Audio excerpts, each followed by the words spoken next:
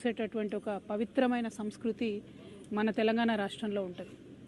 ఇప్పుడిప్పుడే తెలంగాణలో భారతదేశం మొత్తంలో మహిళలు రాజకీయంలో ముందడుగేస్తూ సమస్యలపైన మాట్లాడుతున్నటువంటి సందర్భాన్ని మనం గమనిస్తున్నాం. మహిళలు రాజకీయాల్లోకి వచ్చినటువంటి వారిని చాలా పరుషమైనటువంటి పదజాలంతో ఒక బాధ్యతాయుత పదవిలో ఉన్నటువంటి వ్యక్తులు విమర్శ చేస్తే మరి వాళ్ళు వచ్చేవాళ్ళు కూడా రాకుండా వెనక్కి తగ్గేటటువంటి పరిస్థితి ఉంటుంది. నా ఒక్కదాన్ని ఈరోజు ఎమ్మెల్సీ నవీన్ గారు, చింతపండు నవీన్ అలియాస్ తీన్మార్ మల్లన్న గారు ఎంత దారుణంగా మాట్లాడినరో తెలంగాణ ప్రజలందరూ చూసిండ్రు. అసలు మేము ఆడబిడ్డలు అట్లాంటి మాటలు కనీసం మా నోటితో కూడా ఉచ్చరించేటటువంటి పరిస్థితి కూడా ఉండదు. సిగ్గనిపిస్తుంది, నిజంగా బాధ అనిపిస్తుంది. ఎందుకు రావద్దా? ఆడపిల్లలు బయటికి రావద్దా? రాజకీయాల్లో ఉండొద్దా? చెయ్యొద్దా రాజకీయం? ఏం మాటలు ఇవి?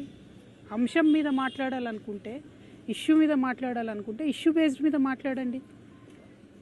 దాదాపు 1.5 year నుండి తెలంగాణ జాగృతి నుండి బీసీ అంశాల్లో మేము అగ్రభాగాన నిలబడి పోరాటం చేస్తున్నాం. నేను ఏ ఒక్కనాడు కూడా తీన్మార్ మల్లన్న గారిని ఒక్క మాట కూడా అనలేదు. నేను అసలు ఆయన నన్ను ఎందుకన్నాడో కూడా నాకు తెలియదు. నన్ను అనాల్సిన సందర్భం ఏందో కూడా నాకు తెలియదు.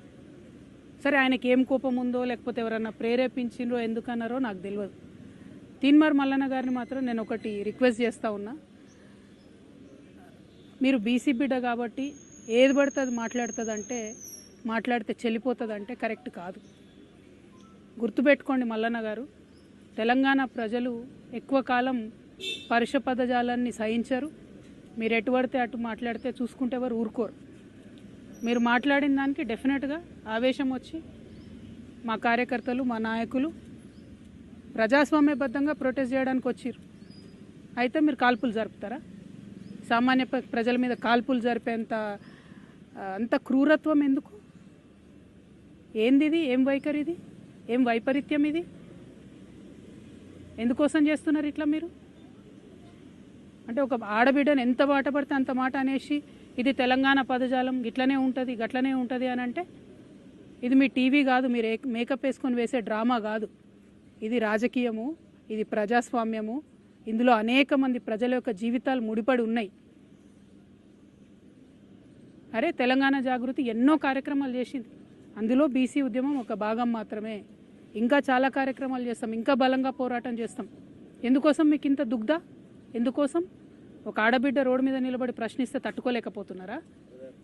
నాలాంటి వాళ్ళను కోట్లాది మందిని తయారు చేస్తా ఏమనుకుంటున్నారో మీరు?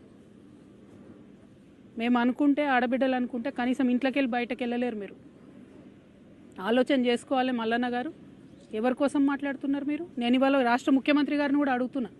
ఈ మల్లన్న గారు నిన్న మధ్యాహ్నం ఈ టైంకి ఈ మాట మాట్లాడితే, ఇంతవరకు నేను ముఖ్యమంత్రి గారికి ఒక సహచర ఎమ్మెల్సీని ఇంతవరకు కనీసం ముఖ్యమంత్రి గారు మాట్లాడలే.